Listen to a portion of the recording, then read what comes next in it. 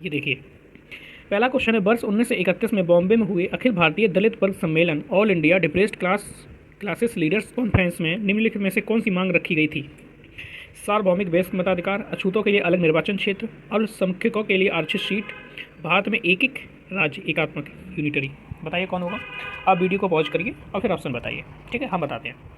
इसका ऑप्शन हो जाएगा बी आर अम्बेडकर जी ने, doctor B are Ambedkar ji ने ये मांग रखी थी। ठीक है, अछूतों के लिए अलग निर्वाचन क्षेत्र। ठीक है ना। अब आप देखिए, जो अखिल भारतीय दलित वर्ग सम्मेलन जो है, इससे हूबहू सीधा यही क्वेश्चन यूपीएससी में पूछा जा चुका है, और ज़्यादा नहीं। ये क्वेश्चन 2009 के पेपर से लिया गया है। ठीक है, और ये क्वेश्चन पूछा गया आपका 2019 या 2020 के प्रीलिम्स से पूछा गया है। उठा के देखिए क्वेश्चन। नेक्स्ट क्वेश्चन देखते हैं। महात्मा गांधी का दांडी मार्च, जो भारतीय स्वतंत्रता संग्राम की एक प्रमुख घटना है, किसके साथ जुड़ी हुई है? लोहा के साथ, सोडियम क्लोराइड के साथ, सल्फर के साथ, एल्यूमिनियम के साथ। अगर आपने साइंस जरा भी पढ़ी है तो ये आपके लिए बड़ा आसान क्वेश्चन है।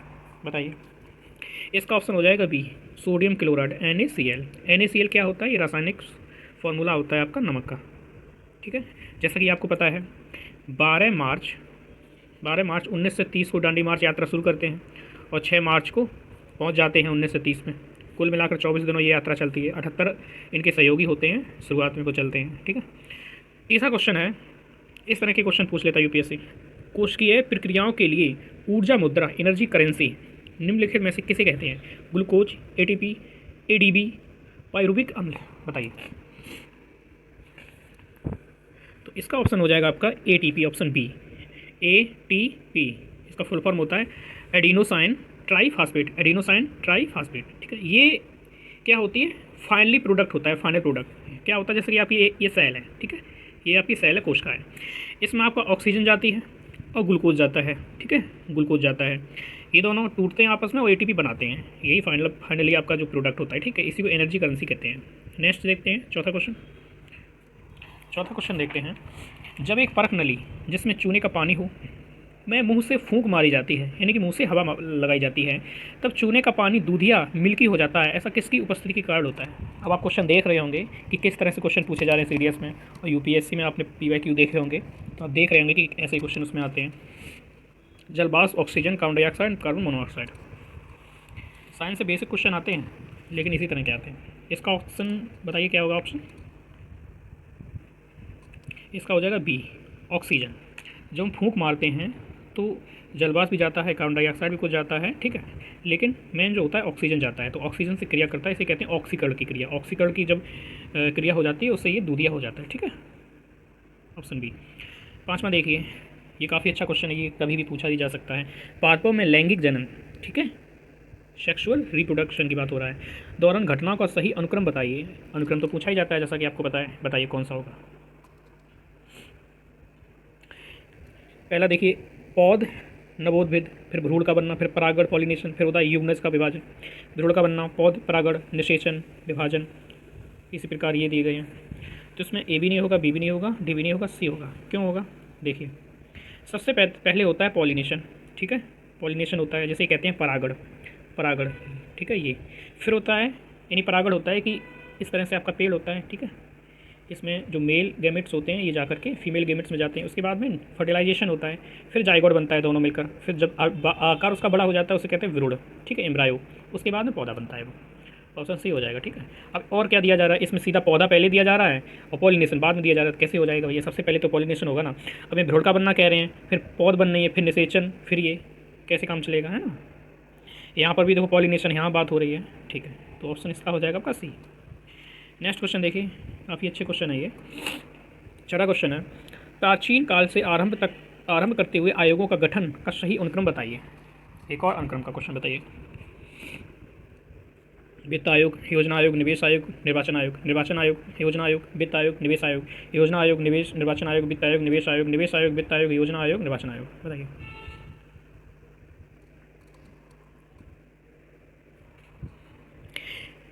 देखिए, जो वित्त कमीशन है, फाइनेंस कमीशन, इसकी स्थापना होती है 1951 में। सबसे पहले 1951 बना था फाइनेंस कमीशन, 280 जो आर्टिकल इसका होता है। ठीक है, तो फाइनेंस कमीशन ओके। उसके बाद में आता है योजना आयोग। अगर हम योजना आयोग की बात करें तो ये आपका बन गया था 1950 में, 15 मार्च 1950 में। ठीक है, और फिर जो आपका एक आता है निर्वाचन आयोग। निर्वाचन आयोग जो है, निर्वाचन आयोग बना था 1950 में, 25 जनवरी 1950।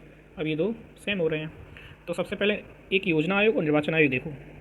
निर्वाचन आयोग, योजना आयोग, ये तो होगा नहीं, ये होगा नहीं, इन दोनों में देखो।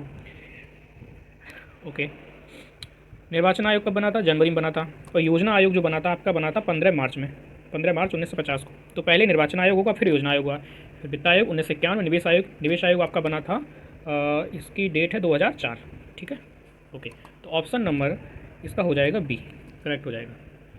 सातवां देखिए, संविधान का 86वां संशोधन अधिनियम 2002 के माध्यम से निम्न में से किस एक को मूल कर्तव्य के रूप में सम्मिलित किया गया है? व्यक्तिगत और सामूहिक सक्रियता के में उत्कृष्टता के प्रयास करना, 6 से 14 वर्ष के बीच के आयु के बच्चों के लिए शिक्षा के अवसर देना, स्त्रियों और बच्चों के कल्याण करना, शांत और समन्वय वातावरण को बढ़ावा देना। बताइए, सॉरी, इसका हो जाएगा ऑप्शन नंबर बी। ठीक है, जो 86 में संविधान संशोधन किया गया था, एक तो ये 11वां फंडामेंटल ड्यूटी जोड़ा गया था, जो उसमें लिखा है 6 से 14 वर्ष के बच्चों के लिए निःशुल्क और अनिवार्य शिक्षा। ठीक है, एक जोड़ा गया था फंडामेंटल जो राइट होता है, फंडामेंटल राइट जोड़ा गया था आर्टिकल 21A में, शिक्षा का अधिकार कंपलसरी कर दिया था सभी को। ठीक है, एक और कोई चीज़ जोड़ी गई थी, वो क्या जोड़ा गया था वो आप कमेंट सेक्शन बताइए। ठीक है, 8वां देखिए, कृति शियार उल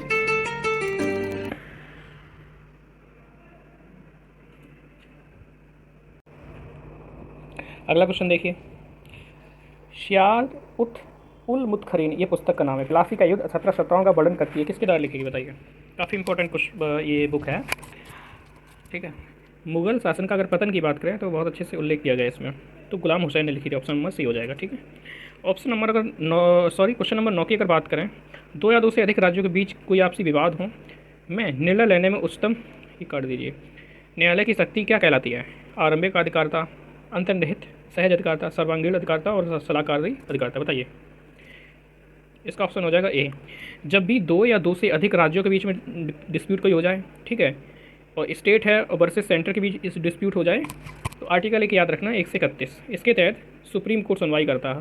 वह इसका जो अधिकार कहलाता है आरंभिक अधिकारता कहलाता है। ठीक है, और जो सलाहकारी है वो है आपकी आर्टिकल नंबर 143 इसमें क्या होता है कि राष्ट्रपति अपना अटॉर्नी जनरल ऑफ इंडिया जो होता है, महान्यायवादी, उसको भेजता है सुप्रीम कोर्ट में, और सुप्रीम कोर्ट रिकमेंडेशन देता है। ठीक है, सुझाव देता है, अनुशंसा करता है इनको।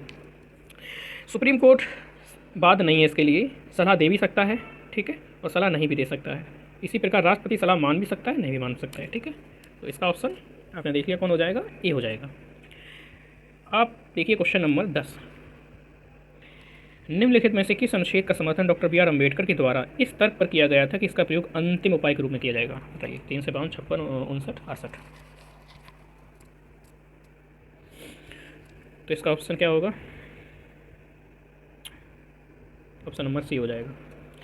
आपको पता है कि इमरजेंसी से संबंधित 3 इंपॉर्टेंट आर्टिकल हैं, 3 से 52, ठीक है, 3 से 56 और 3 से 60। नेशनल इमरजेंसी की बात करता है, स्टेट में इमरजेंसी लगाई जाती है। फाइनली जब राज्य में शासन प्रणाली सही से नहीं चल पाती है तो इसमें राष्ट्रपति शासन लगाया जाता है। ठीक है, ये फाइनेंशियल इमरजेंसी, वित्तीय आपातकाल है, तो आर्टिकल सी था। ठीक है, आई होप आपको क्लास पसंद आई होगी, इसके क्वेश्चन भी पसंद आए होंगे, और आप देखिएगा कि इस तरह से क्वेश्चन आते हैं। अगर आपको क्लास पसंद आएगी तो हम ऐसे क्वेश्चन लाते रहेंगे। Thank you, all the best, फिर मिलते हैं।